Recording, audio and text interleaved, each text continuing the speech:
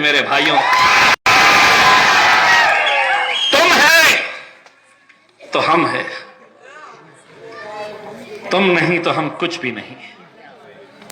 और यही ताकत हमें और मजबूत करनी है। जैसा मैंने आपको कहा, एक इलेक्शन इस बात के ऊपर नहीं होगा कि मेरी गली के अंदर तू रोड बना,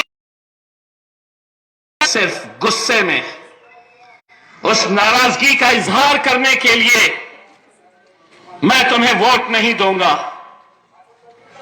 क्योंकि तुम्हें मुझे यह वादा करना होगा कि दिसंबर में विधानसभा का जो सत्र आने वाला है उसमें तुम 5% मुसलमानों के रिजर्वेशन को बिल के तौर के ऊपर लेकर आएंगे। और अगर नहीं लेकर आए तो हम क्या करेंगे? यही राष्ट्रवादी वाले, यही कांग्रेस वाले, उन्होंने हमारी जब तिरंगा रैली कामयाब हुई तो उन्होंने कहा मीडिया वालों से कि ये सिर्फ इलेक्शन की वजह से ये यहां पर तिरंगा लेकर आए हैं, ये सिर्फ चुनाव में अपना फायदा लेने के लिए मैदान में आए हैं। हमने दूसरे ही दिन पत्रकार परिषद लेकर यह कहा, यह ऐलान किया कि तुम इस अधिवेशन के अंदर मुसलमानों का बिल पास करो। मजलिस यह ऐलान करती है कि हम यह आने वाला नगर परिषद, नगर पालिका का इलेक्शन नहीं लड़ेंगे। हम इसलिए नहीं लड़ेंगे कि हर चीज हम इलेक्शन की नजर से नहीं देखते। हम अपने कौम के नौजवानों को, बच्चों को हम अच्छे मुकाम के ऊपर पहुंचाना चाहते हैं।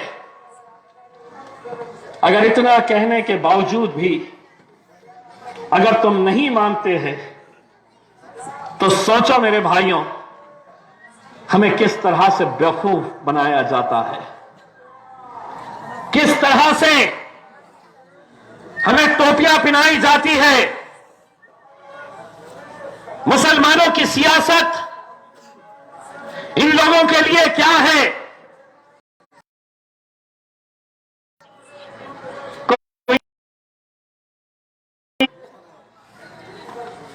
टोपे जी जाएंगे, उसमें चौहान साहब जाएंगे, उस इफ्तार के प्रोग्राम में एक मौलाना उन्हें टोपी पहनाते हुए फोटो ले गए, दूसरे साहब उनके मुंह में खजूर डालते हुए फोटो लेंगे।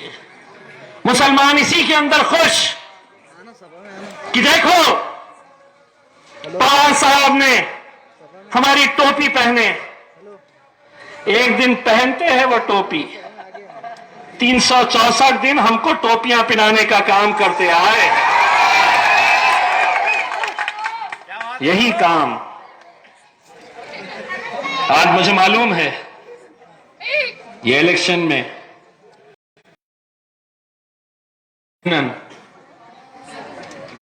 ये इस इरादे से भी आए होंगे कि आखिरी 1-2 रातों में इस कौम को हम खरीद भी सकते हैं। राष्ट्रवादी के पैसा दिया जाएगा और कहा जाएगा कि इनको खरीदने की कोशिश करो, इनको पैसा दो और इन्हें खरीदने की कोशिश करो। उनको यह बात जरूर कहना कि बाजार में कुत्ते और बिल्लियां खरीदे जाते हैं, शेर के बच्चे बाजारों में बिकते हैं। शेर के बच्चे बाजारों में बिकते नहीं हैं। और 21 तारीख को आप लोगों को मैदान में जब उतरना है, एक एक घर में जाइए और बताइए यह हमारे लिए एक ऐसा इलेक्शन है कि जिसके जरिए हम इस सरकार को पैगाम देना चाहते हैं कि अगर उन्हें तुम नीचे ही अगर हराएंगे तो कहीं ना कहीं उन्हें यह एहसास होगा कि आज मुसलमान हमसे दूर जा रहा है। वो इसलिए जा रहा है कि हम उनका हक नहीं दे पा रहे हैं। कहीं ना कहीं उन्हें सोचने पर मजबूर करेंगे। मेरे भाइयों, मैं आप लोगों से हाथ जोड़कर ये इल्तिजा करने के लिए आया। मैं आप लोगों से इस इलेक्शन के जरिए आप अपनी जमात को मजबूत करिए। 6 उम्मीदवार यहां पर अगर खड़े हैं तो 6 के 6 को जिताने की जिम्मेदारी अल्हम्दुलिल्लाह आप लोगों को उठानी है।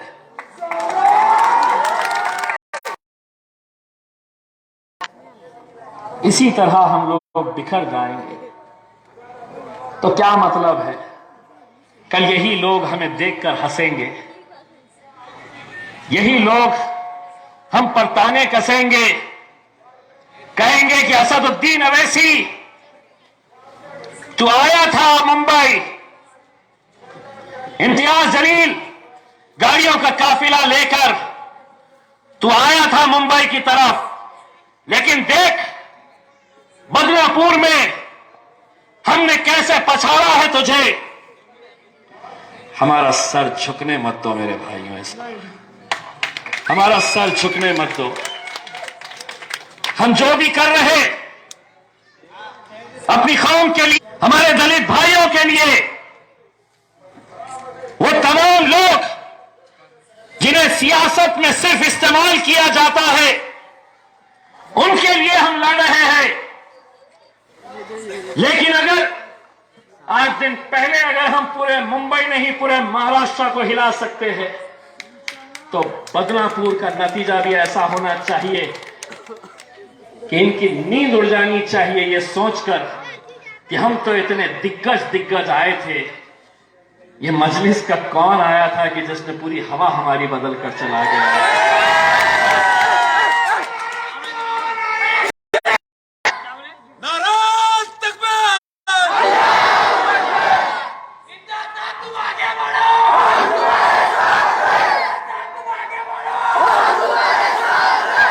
इम्तियाज साहब बहुत आगे बढ़ चुके हैं।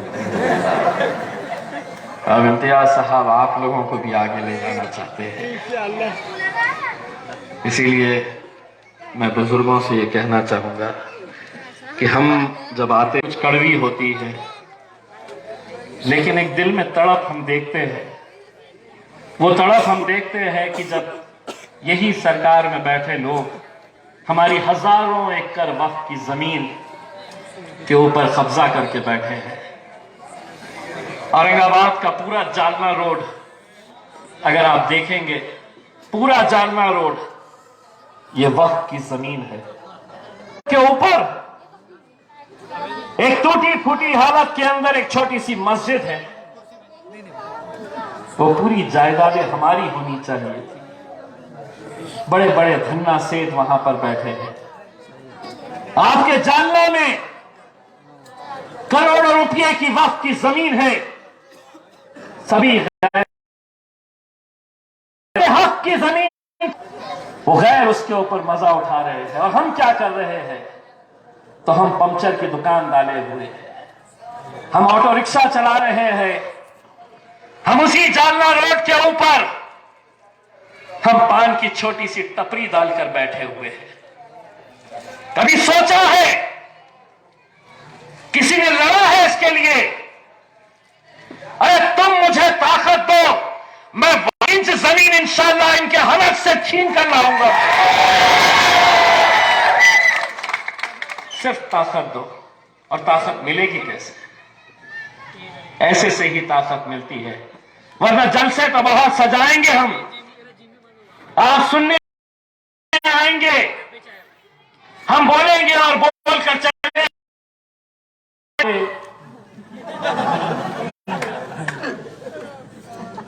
एक चीज तो तय है, आज रेट दुगना हो जाएगा। जो दलाली का काम करते हैं ना, वो जाएंगे, अरे भैया जी भैया बोलते हैं ना टोपे को। भैया भैया साहब, हाँ भैया साहब, भैया साहब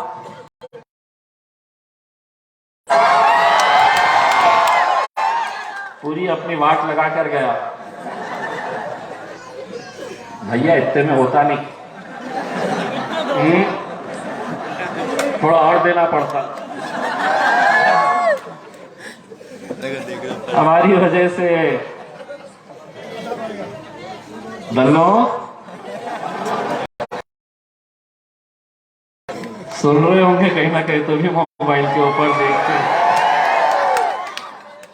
भैया साहब भी सुन रहे होंगे। और मैं सिर्फ यहां पर बदनापुर के लिए नहीं आया हूं। अगर मेरी आवाज मंठा और घन सावंगी तक भी जा रही है तो अल्हम्दुलिल्लाह वहां पर भी आप मजलिस के उम्मीदवारों को कामयाब करिएगा। दोस्तों, मेरी तबीयत नासाज थी। मैं परसों वक्फ बोर्ड की मीटिंग में मुंबई गया, दोपहर में मीटिंग अटेंड किया, फिर दिल्ली आया। आज दिन भर मैं दवाई खाकर पड़ा था और मुझे ये डर सता रहा था कि खुदा न करे अगर मेरी तबीयत ज़्यादा ख़राब हो गई और मैं नहीं जा सकूंगा तो ये लोग इसका ये तय किया था कि आज कितना भी बीमार रहूं, कितनी भी हालत ख़राब रहे, मैं बदनापुर मेरे भाइयों से मिलने के लिए ज़रूर जाऊंगा, ज़रूर जाऊंगा।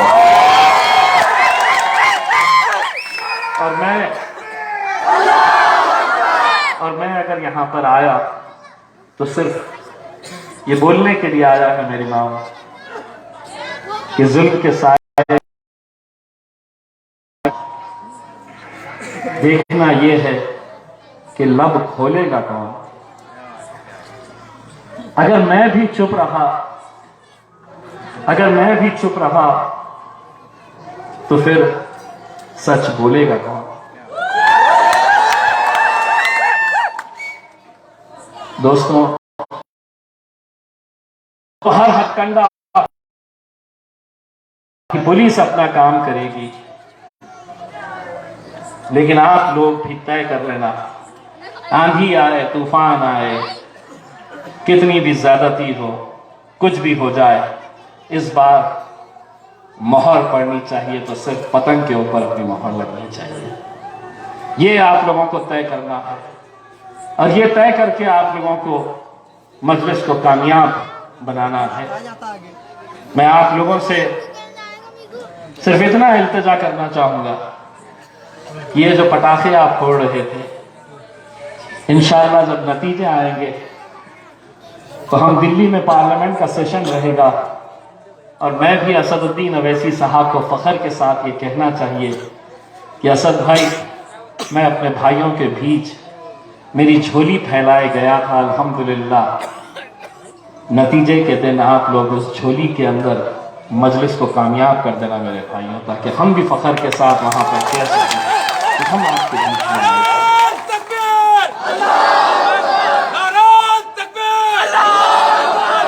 इलेक्शन।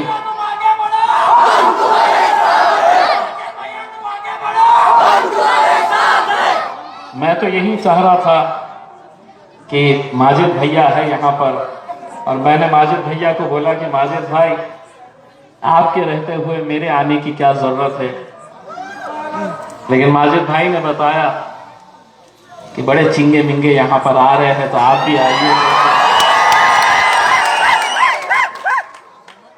अब कल आखिरी 5 बजे तक का है, आखिरी 5 के बता दो। पहले अकेले अकेले आए थे, अब दावे के साथ सुन लो। स्टेज पे अशोक चौहान तुम भी बैठ जाओ, राजेश टोपे तुम भी बैठ जाओ, कैलाश गोरंटियाल तुम भी बैठ जाओ, और इतनी भीड़ बगैर पैसों के तुम जमा करके बता डालो तो हम खुद मान लेंगे। ये हमने कोई जमा किए हुए नहीं है, ये मोहब्बत से आए हैं और एक अहद करके आए हुए हैं के अंदर। अगर वो ये कहेंगे कि आपके ऊपर हम ताकतें आजमाएंगे, अगर आपको किसी हुकूमत के ज़रिए या पुलिस के ज़रिए अगर अपनी ताकत दिखाने की कोशिश करेंगे तो उनको इतना ज़रूर कहना कि ताकतें तुम्हारी है पर खुदा हमारा है।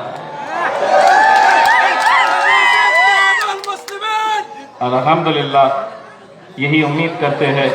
मैं ख़ास तौर से अपनी माओं और बहनों से ये गुजारिश करना चाहूँगा कि इलेक्शन के दिन आप लोग उठिएगा और तमाम नौजवानों से, आपके शौहर अगर सुबह उठ के कहेंगे कि चाय बनाओ, चाय दो, तो बोले ना पहले जाके पतंग उड़ा के आ तभी तुझे चाय दूंगी। और अगर ज्यादा टाइट मारे तो मेरा नंबर दे के जाता हूं, मुझे फोन करना। मेरे भाइयों, बस आप लोगों से यही इल्तिजा करने के लिए आया था। मैं सिर्फ यहाँ पर बदनापुर ही नहीं बल्कि घनसावंगी और मंठा के भी तमाम उम्मीदवार, हमारे जितने भी उम्मीदवार हैं, सद्दाम बेग साहब, अनीस गुड्डू भाई, शेख सरदार साहब, मुबीन पटेल, अशोक अम्बिल साहब, काजी मुदस्सिर साहब, सोनू जी, इन तमाम को आप कामयाब करेंगे। वार्ड क्रमांक 15 में अशोक अम्बिल ने 15 मिनट का डायलॉग देने का वादा किया। आपका शादी खाने के अंदर इंशाअल्लाह